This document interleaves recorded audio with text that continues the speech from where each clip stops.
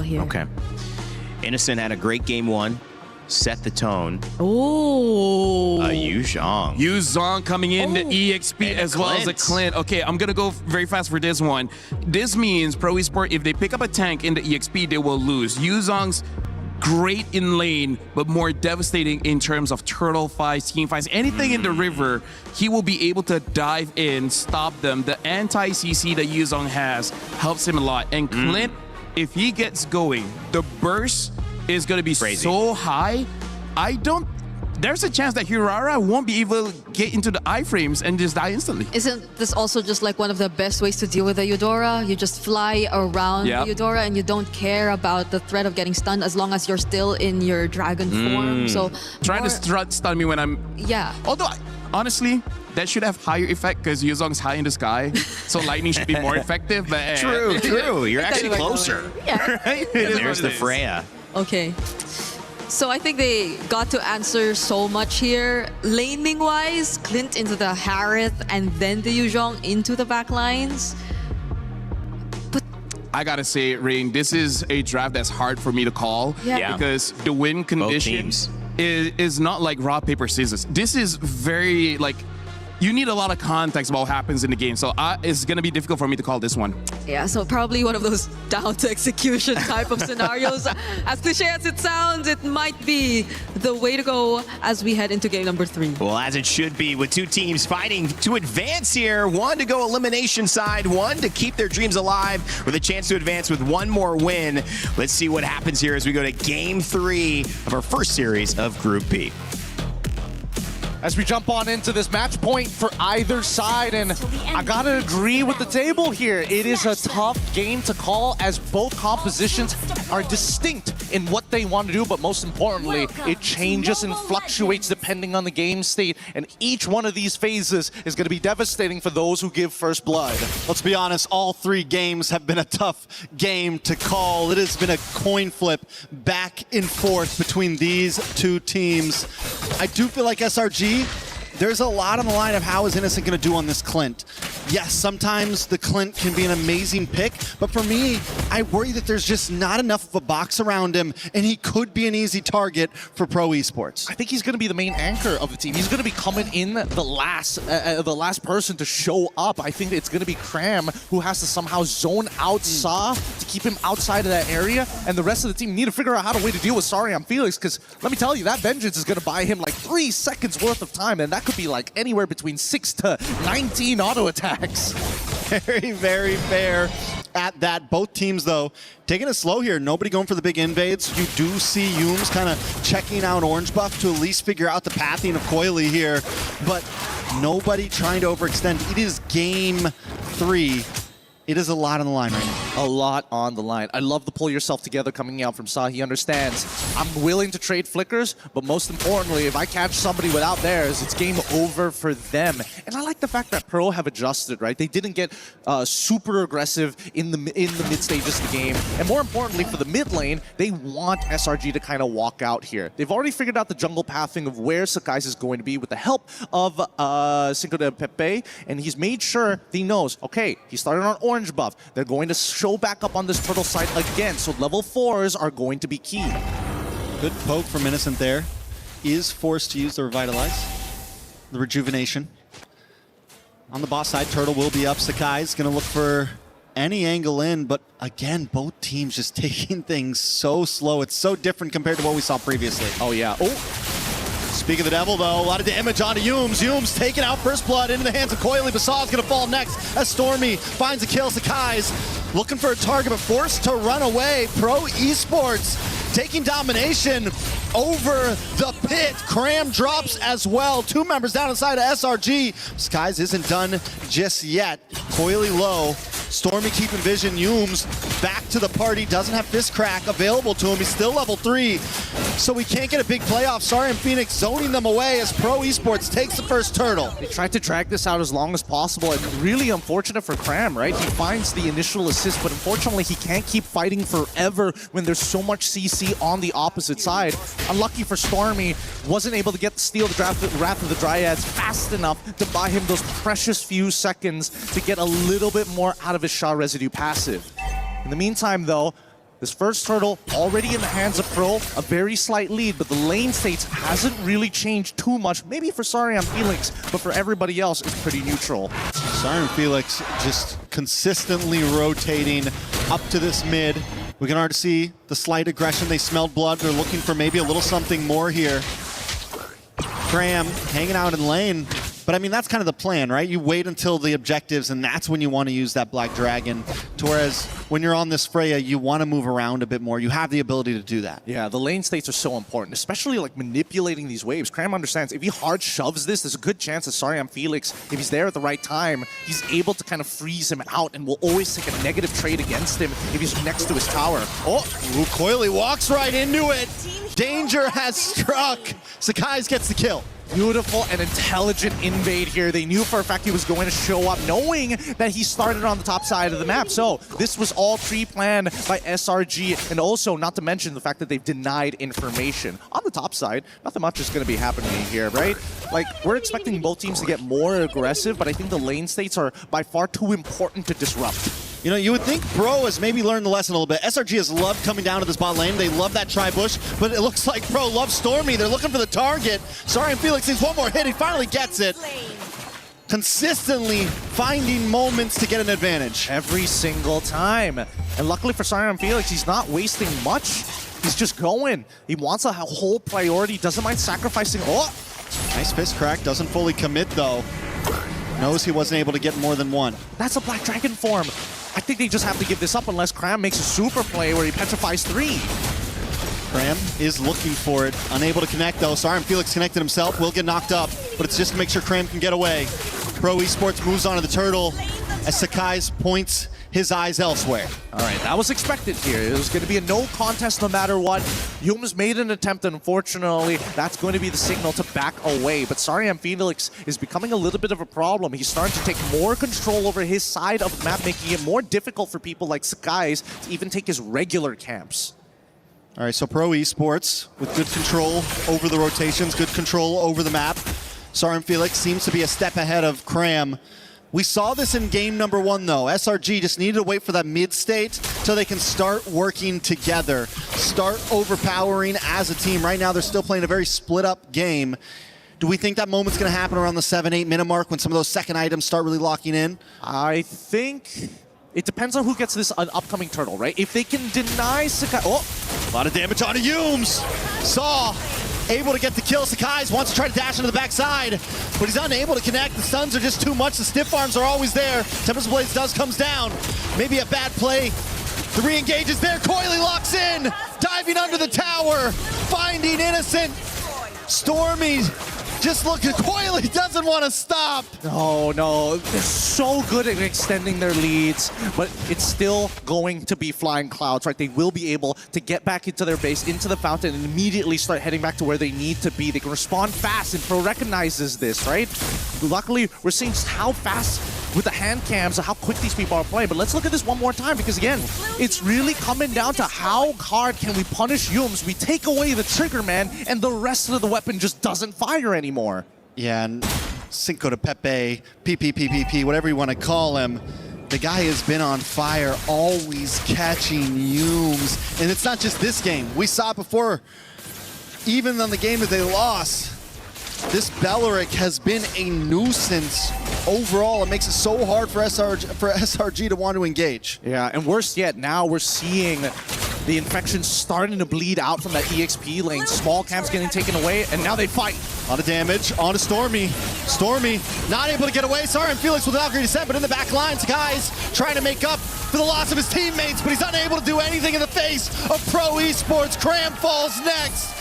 And Pro Esports lead this game with 5,000 gold. It's nothing but Innocent left. They can't do anything about it. The peel is too good, and if SRG makes the first move, it's gonna be Pro who finishes it. As they take this T2, let's look at this fight one more time, because again, this is a terrible position for SRG. They want to have a traditional front to back.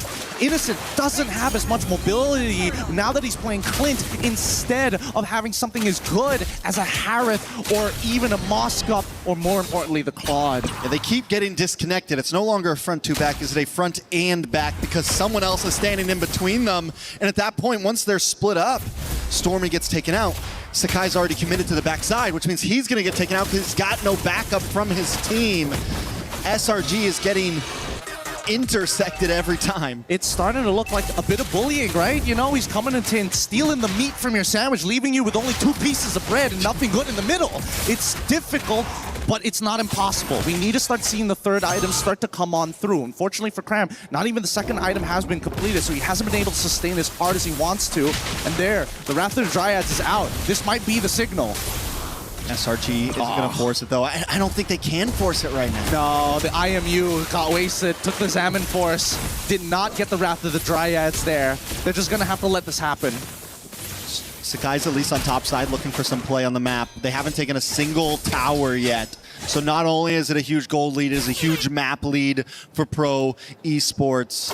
Sorry, I'm Felix, 2-0-3. The man has been a monster on this Freya. It really has. And the worst part is that they have no real... Oh! Big stun, a lot of damage on a Stormy. Cram takes it as well. Coily untouched, unfazed. Another tower should drop here. Pro Esports relentless. This is disgusting. Like, Sa can do this forever. This is such an impressive play style. 80 seconds to 103. That's a 23-second difference just because he has pull yourself together. And Sa's going to do it again. He's going to keep repeating this process, targeting Stormy to make sure that they don't have any form of counter-engage, because Yums is the only one who's allowed to walk forward. So do we think we're regretting the Ling pick up front? Maybe should they have gone for something else? I feel like at this point, the Harar or the Ling, it's an even trade no matter what. No matter what, you get one of them. Maybe you can start prioing something else. Or is Pro Esports just outplaying in a general sense? I think it's outplay, and I think I wish they were thinking, I wish we had Lapu, but here we go. Sakai's looking for a way into the backside. Coily still able to get it once again. Sakai's looking for the steal. At least they don't lose any members. They still have a holy defense in the mid and the bot. This could be defendable still against Pro Esports. That was a difficult contest here, especially for Sakai's. Despite the Bladed Tempest, right now he is 2 levels down to Hirara and has plenty of base damage just to kind of go above and beyond the retribution numbers that we're seeing so far. And now that SRG backed all the way into the corner, we're seeing a repeat of game number 1, but this time for Pro. Skies continues to play the off lanes while his team defends. The holy defense will be in the mid side for when this Lord comes. Meaning Pro Esports may not be able to get a full push in. Cancel the recall. Is this the 1v1? He's got to cancel the recall. Ooh. There we go. That's it. That's what Coily has been doing all game. Oh, you're going to recall in a very dangerous spot. I'm going to waste another 5 seconds of your life. And these 5 seconds have been stacking up already. Seal play on the top side. Cinco to Pepe looking for a target. Cram forced to back off. Okay. Wrath of Dryad has not come out just yet. He's holding on to it. He finally pops it. A lot of damage on Yums, dive into the backside, Kuzin gets the kill. Sakai's into the backside as well. Tempest of Blades comes down, unable to find any targets. Sakai just can't secure it as Coily gets it with barely a sliver of health. 2 members dropping the side of SRG, but they do defend their inhibitors. It's down to the wire. It's down to 1 HP. That makes the difference in Pro. Unfortunately, it was a good play. At SRG, they had the answer, but they didn't have the economic lead to make it work. Honestly, though, the fact that they lost no inhibitors is still huge. I might rather want to lose 2 of my team members than lose that off lane. Lord is going to be up soon. Macro is going to be important. Where we are at in this game right now. We are at quite a difficult moment for SRG because now, at the very least, they're willing to throw bodies for these inhibitors. They don't want to be put in a forced mistake scenario, but at the same time, they clearly don't have enough numbers to finish off the correct targets. I think the only person they can really jump on is Sa. Kozin, he's vulnerable for the next 30 seconds, but by the time the Lord actually spawns, he's going to get the Purify up again. It's Pro Esports. I think at this point, they just continue to take it slow. Or is there a clock eventually ticking for SRG? Because I still am on the board that SRG is not completely out since they didn't lose any inhibitors. That's a good question. It's comfortable, right? The map isn't... It's not like what we saw in Game 1 where Pro had 0 inhibitors. It's going to be hard to fight for a Lord. The possibility is still slightly there. It is. Thank you, Ziffer, for pulling it up. Already one step ahead of me here. But yes, 3 items already done, but I don't know how they're going to take advantage of the Sky Piercer. This might have been a little bit of a mistake on Innocent's part, but at the same time, I think it's a lot of faith as well. The rest of the team is like, we will put them at 1 HP. If you had Sky Piercer just a little bit earlier and you could auto-attack them, that would have been a 2-for-2 trade. So at this stage, my hands are up here. I'm praying that SRG can find that angle, but Pro, they have not made this easy. Look at this position from Yumes right now. They're definitely going to try to fight for this Lord. Look for a cheeky back. They do not know. It's a very clean position. Nobody checked the bush on the side of Pro Esports. He's going to come into the backside. Conceal play. Can he target down? Yumes looking for Sakai's gets the Lord and a big fist crack. But Pro Esports hasn't fallen just yet. Saw drops as SRG tries to get away with the steal of their life. The steal of this game. Coily low. Stormy shuts him down. SRG have flipped the table. And they've done it. They've done it. I thought they were going to play for the fight, but unfortunately, Yume said, no, we are going to go straight for Coily. They lock him down. The iframes are good, but it's not over just yet. Kozen! Stormy tries to do something, unable to do it. Kozen. I don't know. Kozen slapped him. Just a big backhand to Stormy saying, no. This is not over just yet. We're dominating this game, and we're going to try and run away with it. SRG just one play. We were talking about it. It wins the clock ticking. They didn't need a clock. They just needed Yumes in a beautiful position coming in from the backside. Sakai's finally able to get a neutral objective under his belt in game number 3. And now they are knocking on the door of Pro Esports. I can't believe both Cram and Yumes technically survived that. They used everything to try and disrupt Coily from actually taking away this Lord. And SRG knew that if this next Lord falls into Pro Esports' hands, there's a pretty good chance this game ends in the next 4 minutes. But now they've bought themselves some time. The investment has been worth it, and we are getting to the end game. Now that we're at 44K to 47, despite a 2.5K lead for Pro, Sakai's alongside with Innocent have completed all of their core items. Man, they didn't check that bush. They didn't check that bush. I've seen that bush be used against teams that I like in my own favor. Nice fist crack, though, does come in. Koizen takes a little bit of damage. It's Black good. Dragon. It's good. good. To petrify. Koizen goes down. Sakai's able to get the kill. The response, though, comes in from Coily. The iframes just aren't enough. Cram falls. He's able to find it. Sakai's with a double under his belt. It's a brawl. As Felix is trying to get away, but Coily finds Stormy and ties it up. It's 3 for 2. Pro Esports definitely not out of this. The push and pull was good from SRG, but Pro said, I got one better. Really unfortunate for Sakai. He was willing to die to trade off. Let's look at the replay one more time, because this did not work out the way that Pro wanted to. And all of a sudden, with the counter engage coming in from not only Yumes, but forcing Pepe to drop down that Wrath of the Dryads, really turned the fight in SRG's favor. But here's the problem. After everybody continuously fought for this long, the big play came down to when Sakai's ended up going down after Beleric caught him with the taunt before he goes. Then, how do you deal with a Freya? You can't deal with that fully scaled up Freya, man. Man, I think the whole crowd right now is on the edge of their seats.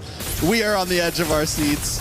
Everybody's praying. They're praying for their teams, hoping there's a God out there to give them some strength, because 7-15 so far, and Pro has not been able to put the final tombstone on SRG. And everyone still has inhibitors. Yeah. Meaning, honestly, this could go another Lord after this. If this is just a clean Lord take where nobody loses too much, this could still go a little bit farther.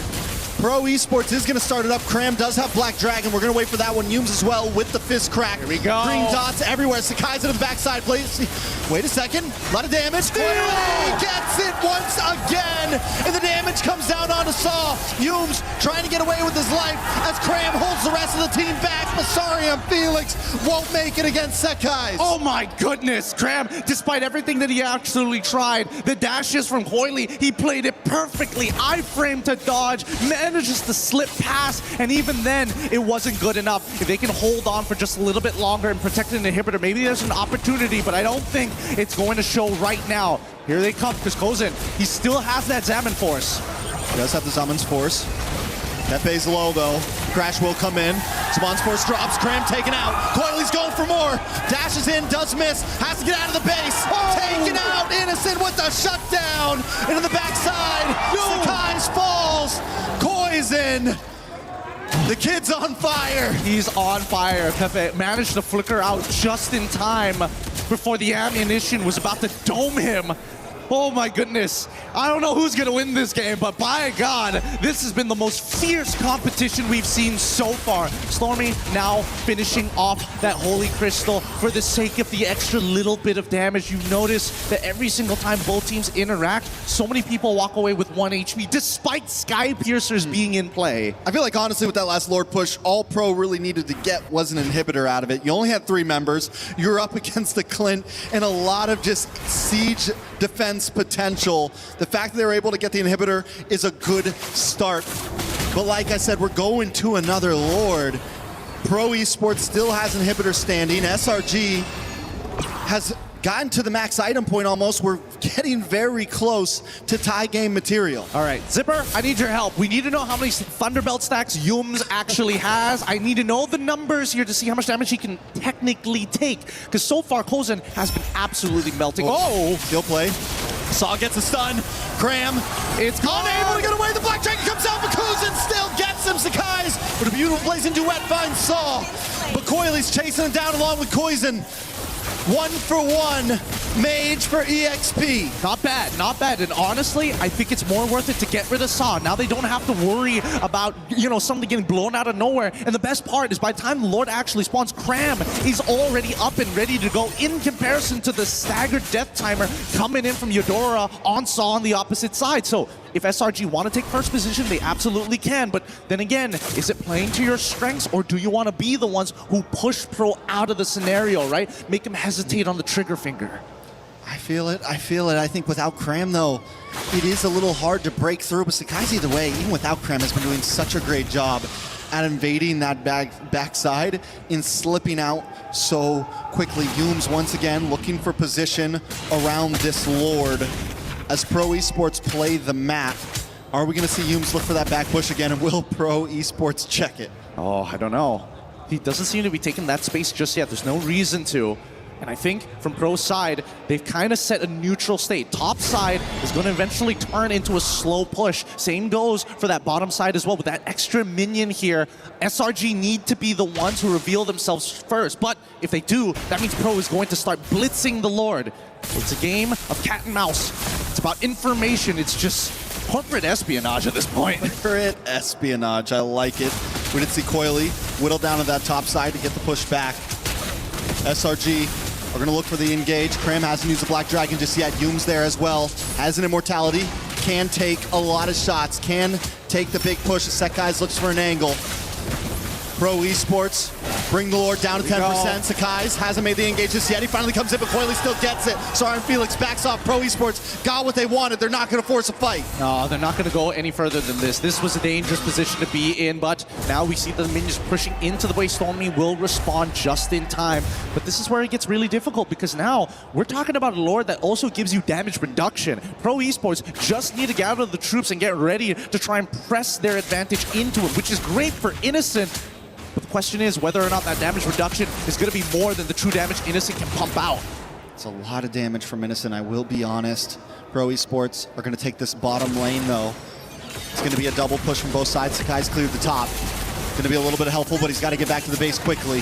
Oh, Innocent, he's running out of ult charges here. He's still... Oh! A lot of damage onto the bot. A lot of damage onto Cram. Cram may be able to get away from this. Black Dragon comes out looking for the re-engage. Masari Felix still stops him. Sakai's going up against Kuzin, but Kuzin always seems to win out. Lord finally does get taken out, but Innocent is collecting heads right now. Headshot after headshot. Nobody can get away with the re-engage. Coily! He's done! The shot finally comes in, and Kuzin's got the dogs forced back. Pro Esports up against Stormy. That'll be it against the odds, against the favorites. Pro Esports still looking for that last Canyon minion. They will take game number 3. What an insane game to kick off day number 2 here. Cambodia finally gets the win. Obviously, both sides are tough competitors.